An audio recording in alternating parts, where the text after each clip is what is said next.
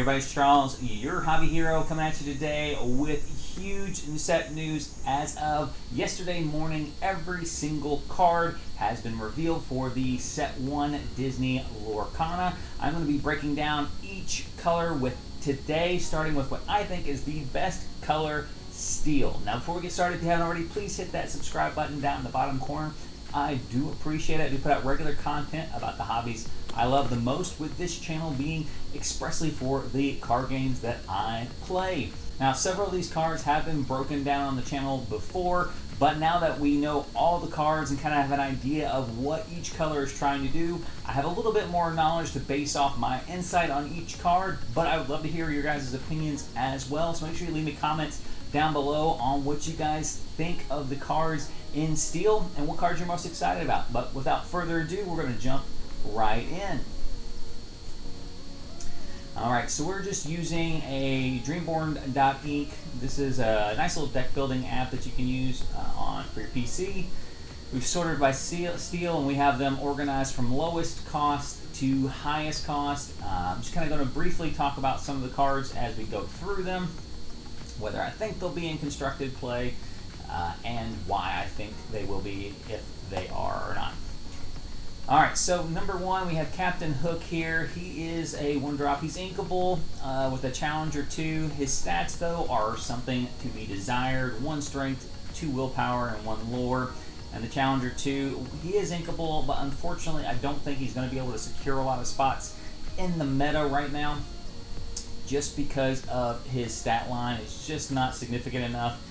He can trade up to a 3-power character, which does help because your Fire the Cannons, which we'll get into here a little bit, is going to take care of the 2-drop characters. So if something arises to where people are really just building 3-drop heavy decks, we could see this guy emerge. But for right now, I think he is probably going to be a pass. Worst case scenario, though, he is a 1-drop inkable for the deck. Goons, vanilla, barely better stats, and loses the Challenger. I don't think there's any reason to play Goons. Simba, kind of same. I was hoping we would see a better shift Simba with this nice 1-drop here, but his stats really aren't there. I don't think the deck is hungry enough for a dig mechanic, so his ability to guess what, to draw a card and then choose and discard a card, I don't really think is worth slotting an entire spot into a deck.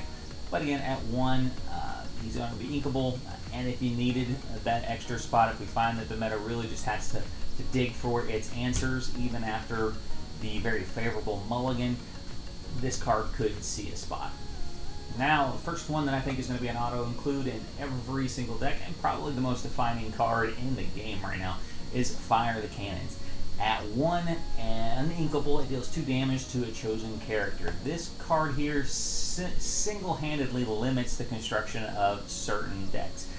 Decks like Stitch, I think, become almost unplayable because your Stitch is just not going to be able to survive in a long tournament consistently with the number of Steel decks that are going to be running this as a 4 of.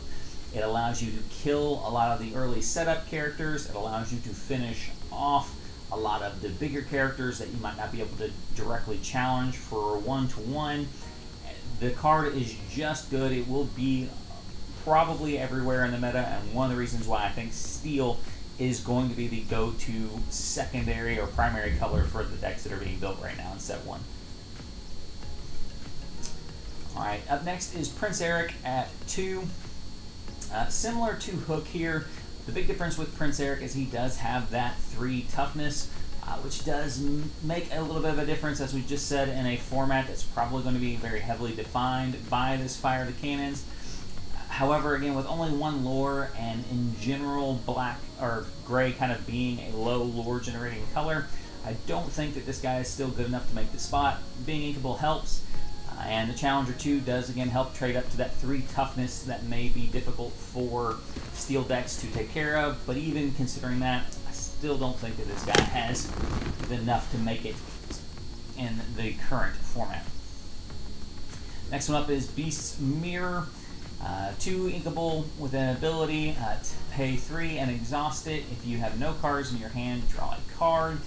It was kind of a popular draw engine very early on in spoilers, but honestly, paying 3, having to unload your hand and to trigger the effect, now that we have it in a color with a whole new world, I don't think that this one's going to be able to find a spot. I just don't think the number of times you're going to have an empty hand and 3 extra ink to do it, because you're going to be living off the top of your deck. If you draw a higher end card, you're not going to be able to play it and activate this most likely.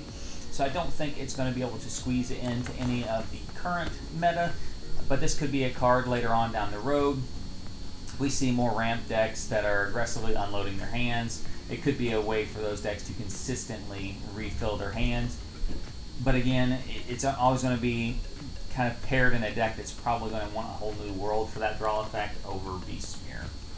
Next one's Frying Pan. Ability Clang, banish this item. Chosen character can't challenge during the next turn. It is a one-time use item. Does not remove a character. Just keeps them from generating or being able to challenge one of your exhausted guys. If you paired this with Amber and a very heavy bodyguard protecting some significant combo piece type deck, it may find a home there. Otherwise, I just don't think it's good. If this was a reusable item that kept one character from being able to challenge a turn, I would like that much more, obviously, but unfortunately at this power level, I just don't think it's going to find a home. Then we have Aladdin, 2-drop. Stats are just really too small for this guy. He does generate 2 lore, but again, with only 1 toughness, or 1 willpower rather, he's just not going to be able to survive anything in this format, and I don't think that you can play a character out for 2, so you're investing a turn, and for 2 lore basically, and then he's just going to die. Best case scenario, trade favorably with somebody they're swinging into. But again, in most scenarios, this guy's just going to get Fire the Cannons, and it really has no tremendous upside even if he doesn't get hit with the Fire the Cannons.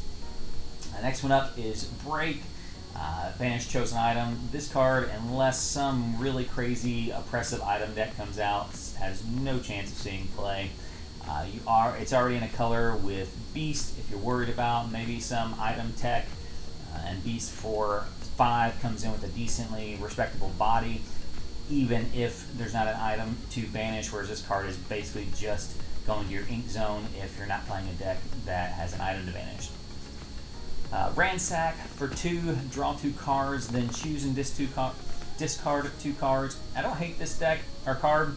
I think if we did not have such favorable mulligan rules, I think this card actually could be decent for pulling up some of these combo pieces. It's a 60 card deck without a lot of card draw. It can be hard to get to the pieces you need to really see the deck work. Unfortunately for this card, this game does have really favorable mulligan rules, and I think because of that, this card probably won't need to be in a lot of decks. But I do like the hand filtering, and then the fact that it is inkable is just a bonus. If you already have the pieces you need, it just goes to the ink zone. Hercules is next. 3 inkable for 3/3 and 1 lore generation with bodyguard. I really do like this Hercules. I kind of wish that he would have been in Amber. I think he fits very well with that bodyguard theme over there. I'm not entirely sure how he ended up in Steel, because he doesn't really seem to go with much in Steel outside of, it just being the other color that a Musketeer is in. Having said that, I don't think his bodyguard effect is going to work in most Steel decks. However, if they do pair with Amber, I think he fits very logically in that deck. That 3 toughness makes him again immune to Fire the Cannons, so that is a big plus for him, and decent stats for a 3-drop, and then the fact that he's inkable if you just have better options to play is very nice too. I think in Steel Amber or Steel Ruby, he's probably not going to see play, but I think or Steel Emerald, and Steel Ruby, he's probably not going to see play, but in that Steel Amber build, he could be that 3-drop you're looking for with the bodyguard. Kristoff here. I actually like this Kristoff. Again, the 3/3, 4/3 with 2 lore generation, and no abilities, obviously, but the stats are decent, and again, survives past the Fire of the Cannons. I'm going to keep saying it, and you'll hear it on probably every video, that 3 toughness is going to be a big difference. Because if you have anything with less than 3 toughness, you just have to keep in mind that for 1 ink, it can be removed. And you have to weigh that in on every single choice you're making. And with this guy, 2 lore generation at 3, especially in steel, is not bad. And the fact that he can survive from fire the cannons is quite nice. He could be fringe playable in a lot of the builds if you're missing kind of that impact 3-drop. Tinkerbell is next. And while Tinkerbell's stats alone don't make her look particularly threatening, she is the Tinkerbell in steel that is going to be getting played and shifted up to for the giant Tinkerbell. So I do imagine this card will see an absolute ton of play. Her advantages, she does get to dig if you don't have the other Tinkerbell in your hand, so that is nice. And she's got a pretty big body, which gets around pretty much all the removal at that 3-drop spot. 2, 4, and 1. She's probably not going to be questing too terribly often, because they're going to want to keep her alive so that they can shift down on their 6-drop on that turn 4 curve. So most times she's going to come in at 3, and next turn hopefully be shifted into that 6-drop. But because of that, she's probably going to be a 4 of in every single deck that is out there. Smash, here's another card that is probably going to be 4 of in every single deck in the format. It is the big brother to Fire the Cannons, also inkable for what it's worth. I don't imagine a ton of scenarios where you're going to want to ink this because it is just so good. As we have shown here, minus the Tinkerbell we just looked at, it literally has killed every 3-drop or below. It's going to kill a lot of things that are bigger than 3-drop as well. It's going to be a great way to finish off some big characters without having to trade lots of your little characters for it. And again, if you need to, the fact that it is inkable is a nice bonus as well. But Smash is definitely going to be a card, like I said, that you will have to kind of expect to be in any deck that's playing steel. When you're building your decks, something to be considerate of. If you're playing, 5 and 6 drops that only have 3 willpower, this is a card that you're going to have to take into consideration to see if the trade-off is worth it.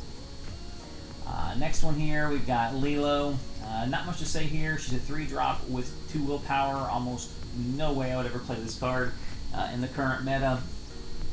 2 lore generation at 3. Also nothing particular.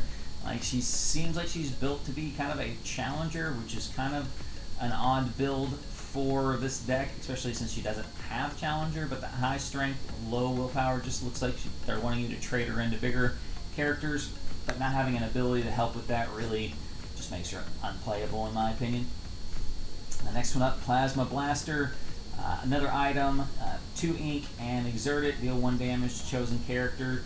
I think in a format riddled with Fire the Cannons, I don't think 1 damage is going to be a ton, especially not worth a 3-drop spot in your deck that is uninkable, and 2 ink to do it each and every time. Probably just not good enough to get there. Again, if just 3 willpower deck is taking over the meta, this could see a spot just because it would be value at that point in time to be able to finish off all those characters. I don't foresee that being a thing, and even if it did, probably still not a spot. I'm not entirely sure why this is a rare. Value-wise, it does not seem to be particularly high.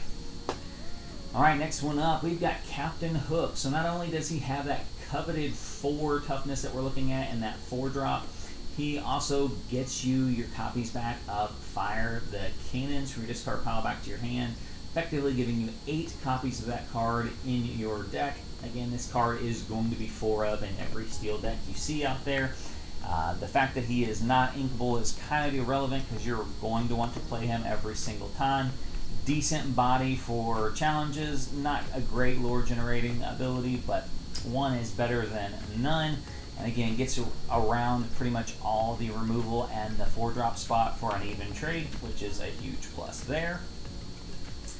Donald Duck, similar to Hercules, Donald Duck doesn't have much synergy with any of steel, but has a lot of synergy with the Amber deck that they can go into together. has that bodyguard ability, and then he gives all your musketeer characters evasive. I think it's a pretty safe bet that if the musketeer deck is played, he is going to be in that deck. But if he is not in the musketeer deck, I don't think he makes it to any other combination of steel. The stats on their own are fairly unimpressive, other than just having a big toughness and the bodyguard ability. At the 4-drop spot, 1 lore and 2 strength, he's not going to trade very much on his own. So again, expect to see him in the decks with musketeers, but on his own, I wouldn't expect to see him in any other combination of steel. Hans, here's another good card here that I think is probably underrated despite being in steel. You have 4-drop Inkable, which is already a plus. If you're playing in a matchup to where you don't think you're going to get value out of him, you can just put him in the ink field. 2 lore, 3 toughness obviously puts him at risk for our 3-drop smash. So we do have to take that into consideration, that your opponent may be able to trade some value there. However, his ability is probably good enough to be worth the risk. With 2 lore generation, whenever he quests, you may deal 1 damage to a chosen character. So it allows you to kind of punch up your smash that you play up to 4 damage, and your fire the cannons that you played up to 3 damage. So I really like this guy for finishing off stuff. Decent sized body at the 4-drop spot. 2 lore generation is pretty good. And then the fact that he's inkable, never bad there. Musketeer Tabard, similar to Donald Duck, doesn't really fit with anything steel is doing outside of that Musketeer build. I don't know if even the Musketeer deck plays this one, just because to generate card advantage, you're losing cards off the field, and you had to play this card, so you're really not getting a net until you've lost several of your bodyguard characters. It may be good enough. The problem is, if it is good enough, there's enough incidental item hate that it's probably just not going to be worth including. And then the fact that it is uninkable makes each copy that you draw past the first is getting worse as well. Takes us into Beast. Beast, I think, is going to be kind of that fringe tech card. I don't think he's a 4 of, at least not currently. Some item deck emerges, possibly. At 5, he is a 4/4, so kind of passes the incidental low-cost removal hate. 5 does bring in some other removal that deals with him, but at least it's trading at cost. 2 lore generations, not terrible. At 5, 4 is not bad for his ability to challenge, and then he has an interplay ability where he can destroy or banish an item when he comes in, which I think is good enough to get him included, probably as 1 of or 2 of in these decks that Steel are playing. I don't think his stats are robust enough to be a 4 of, but the fact that he's inkable means that there's very little downside to including more copies of him in the deck. Next up is Captain Hook. Captain Hook, again, we've talked about him recently. This card is pretty bad. Being a 5/5 for 5 uninkable, I mean, we can see over here, like right next to him, kind of teaser for Cerebus. We have an inkable 5-drop with a 5/6 and 1 lore generator versus an uninkable 5-drop over here that can challenge as a 5/5. And then the Stolen Dust ability is really not super important, as there's not much of a deterrence for a big character just smacking this guy, because he's only got 2 strength when he's being challenged. And the Shift 3, again, if you're playing the 1-drop Captain Hook, which I don't think you will be, it saves a little bit of ink, but if you're only playing the 4-drop and your Shift 3 is saving you basically 1 cost at that point, maybe at that juncture. Again, I just don't think this guy gets played. I don't think there's any reason to play him. I think anything that this guy does, Steel has better versions of it already, and if you're combining it with another color, you'll obviously have even more access to it, and at 5, he's just too expensive. Cerebus, kind of the same thing. Decent body, but the 1 lore generation and no ability probably keeps this guy from being playable. unfortunately. I said any kind of ability here may be enough to tip the scales, or a 2 lore generation here, but unfortunately big stats and no ability and no real lore generation just makes it to where he's not worth a spot in the steel deck. Simba here, 5 drop, 3/5 for 2 lore generation with ability. I know what I have to do during your turn. When he banishes another character in a challenge, you gain 1 lore. I like this ability. We'll see it later on with the Tekka as well. I don't like that he only gains 1 lore instead of the 2 that he could do if he was challenging or versus questing. He also doesn't have Challenger, which means he's kind of a small body to be challenging with. 3/5 is not huge. It's not trading very favorably in the 5 drop spot. As you can see, you know, these 5 drops here with him, all of them would pretty much whoop him if he were to challenge any of them. So I don't really understand what they were doing with this card. Power level wise, he just seems overly weak for this ability, and if they thought this ability was too powerful, I don't think, which we'll see here in a little bit on Tekka, the 6 drop spot, she gets a beefed up version of this one and beefier stats. So I just think if you like that ability, which I do, you're just going to naturally go with the Tekka instead of the Simba. Alright, next one up is Starkey. He's a 5/4, 1 lore generator for 5, inkable with the ability I Captain. While you have a Captain character in play, which is just Hook right now, I believe, this character gets +1 lore generation. With the right build, I actually don't dislike this guy a ton. A 5/4, 2 lore generator for 5 is not terrible. However, I think that would require playing suboptimal cards by including the other captains, because he really needs that second lore to be in that list at all. And I don't think that second lore is worth the other 8 cards you're probably going to want to pile on that list to have him played. So I don't think this guy's going to see much play. If any, if more captains come out in the future, possibly. I guess John Silver's probably a captain as well, so I guess if you're playing some kind of Emerald build, you might be able to combo those 2 together. Still probably pretty fringe on him, but that could be a deck where he sees some play. Whole New World is probably one of the strongest effects in this entire game. If you've played other card games before, like Pokemon or Magic the Gathering, this is kind of your Professor Oak / Wheel of Time type card. The difference here is this one is each player instead of just for you. However, you know, depending on the meta, it could be more of a detriment to your opponent than a help to your opponent. So you just have to be careful playing this card. I think starting off, this is going to be a card that most decks are playing. If the meta shapes up to be just a ton of aggro decks everywhere, this card probably gets cut just due to the fact that you're going to be refilling your opponent's hand at your cost versus them just waiting for you to play it because they know you have it in your deck. So it could go either way. The fact that it's a song is nice because you can get around that cost. So you can go ahead and drop, you know, your big play for the turn and then still just sing this song to refill your hand. You don't have to burn a turn and 5 ink to play it. So I really do like that. I think all in all, this card is very strong. It's probably the most meta dependent card though. So if the meta doesn't allow it to exist, it's not going to exist, but it's going to be around for a while.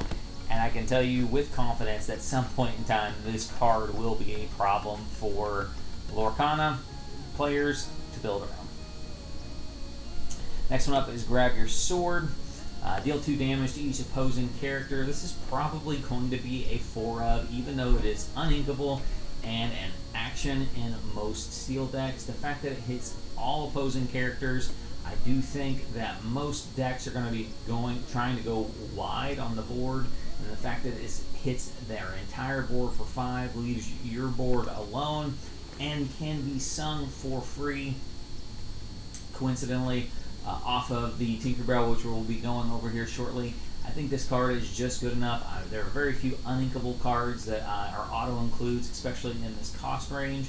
But this is one that I think you're always going to want to play. You're never going to be like, oh, this is a dead card in my hand. Because in the worst possible scenario, like your opponent has no characters on the board, and you have copies of these in your hand. Like, I think you feel fine in that scenario if you don't have a card in your hand to ink.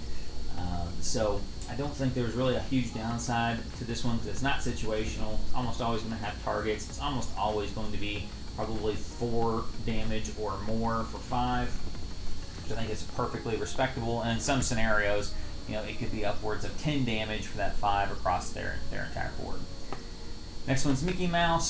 Similar to Donald Duck, this guy is pretty much just there for the Musketeer builds. His big ability is his All for One, which is other Musketeer characters get +1 strength, which makes all their tiny strengths slightly more formidable. And then obviously in more copies of Mickey Mouse Musketeer would make more strength bonuses. Very big back end with a 7 willpower, 2 lore generation. But again, outside of a Musketeer build, this guy doesn't really fit anywhere else with the theme of steel. We have Kronk for 6. We get a 6/6 for 2 lore generation, which is not terrible, and honestly may be playable if it weren't for this girl right here, which is Taka. We've got a 6 for a 5/5, so just a tad smaller on the stat line. Same 2 lore generation, but she has this ability during your turn. Whenever this character banishes another character in a challenge, you gain 2 lore. So unfortunately, I think she is going to take Kronk's spot in pretty much any deck that comes out. I really like her ability. I do have her as a 4-of in my current build. The fact that she is inkable at that high end, when you get her, it's great. If you don't get her, she gets put into your inkwell very early on, and often, as she's not a centerpiece to the deck, but her ability is very flexible. The fact that you can be stopping your opponent's win condition while still advancing your own win condition is a very powerful effect, and I very much like this card. And unfortunately, her existence really pushes out Kronk, and it pushed out the Simba that we saw before as well. Tinkerbell Giant Fairy. This is not a surprise for anybody on this list. This is going to be a 4-of in pretty much every combination of steel that you see out there. She has the ability to shift 4, which means right after you play that 3-drop Tinkerbell that's also in steel, you can play her on the very next turn. A respectable stat line at 4 and 5, which means she trades pretty favorable with all removal that's in the game right now. You really have like 2 5-drop removal spells that just straight up answer her. She's got the ability Rock the Boat. She comes in, deals 1 damage to every opposing character, which is great for coming in, dealing 1 damage, and then singing the Grab the Sword we were just talking about to deal an extra 2 damage to each character across the board. And if you've shifted her, she'll also be able to challenge the next turn, or that turn rather. And why is that important? Because she has the ability Puny Pirate.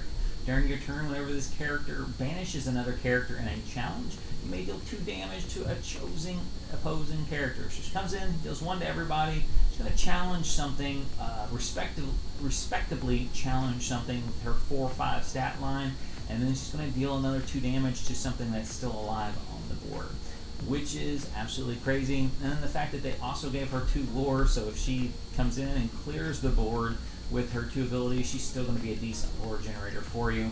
Card's absolutely bonkers. Will be a 4-of in every steel deck for sure. Next one, 7-drop Simba. We've got a 4/6 2 lore generator for 7. Again, stats very similar to, or not worse than, some of these 5 and 6 drops that we've seen. So I'm not crazy about those. He has the ability Challenger +4. Which means he is going to challenge like a madman. I think at 8, it pretty much kills everything in the game. Unfortunately, anything with 8 on their back end is probably also going to kill his 6 as well. So not a crazy value trade there. I guess it's good that your 7-drop can challenge and kill just about anything that's out there, but the fact that he's also going to die in the process doesn't seem fantastic. He also has the ability Pounce. During your turn, he gains evasive, so he can challenge evasive characters. Most of the evasive characters are fairly small enough to where most of the removal that steel is packing is going to be able to take care of them as well. So I just don't think this card is going to be needed in any capacity. 7 is way too high for this guy's ability, and I don't see him making any deck lists. Next up is Gantu in the 8-drop spot. He is a 6/6 with 2 lore generation. Again, same stats as our boy Kronk up here for 2 more. But he has the ability under arrest. Characters with cost 2 or less can't challenge your characters. That ability is about useless in this game. Those characters with cost 2 or less are few and far between. There's not a ton of them that are getting played. There's probably not going to be a ton of them still in play by the time you get to turn 8. And they're certainly probably not going to be using them to challenge that late in the game. They're probably all going to be turning sideways for lore generation because they're just outmatched by everything out there. Now, if there's some way to, in the future, to cheat a big bomb like this into play very early, some kind of, take a character from your Inkwell and put it into play type of scenario, this guy could see some play then, because his effect early in the game could make a huge difference. But by turn 8, this ability is next to irrelevant, and that stat line for an 8-drop is just abysmal compared to the other stat lines that we have available. Last one, and not necessarily the least one, but he's not up there in my opinion. We have an 8/8 for 8 with 3 lore generation. This is a ton of stats. I do think for limited, this guy will be insane. I think for constructed, 8 is just too much. I don't think that there are going to be a ton of games where you can get to 8 lore. So having a guy that comes in and does not have an immediate effect on the board on turn 8 is really just too expensive. Now again, if we get into a situation in the future where we can, reanimate or cheat these guys into play very early on, turn 4 or 5, I could foresee cards like these becoming a bigger impact player. But as of right now, at 8, something has to have a pretty dramatic effect on turn 8. If you're kind of going by the Magic the Gathering rules, if something costs 8, it needs you to win you the game, and this guy does not do it. Again, decent stats. I think you absolutely play this guy in limited because there's very few ways to deal with him, and they're going to be slower games in limited formats. But when it comes to constructed play, this guy is just too slow. So there you guys have it. That is my review for the steel cards we have in set 1. Make sure you hit that notifications bell so you can see my reviews of the other colors that'll be coming out as well. Let me know what you guys think of my opinions down below in the comments, and I'll talk to you guys next time. I'm a hero.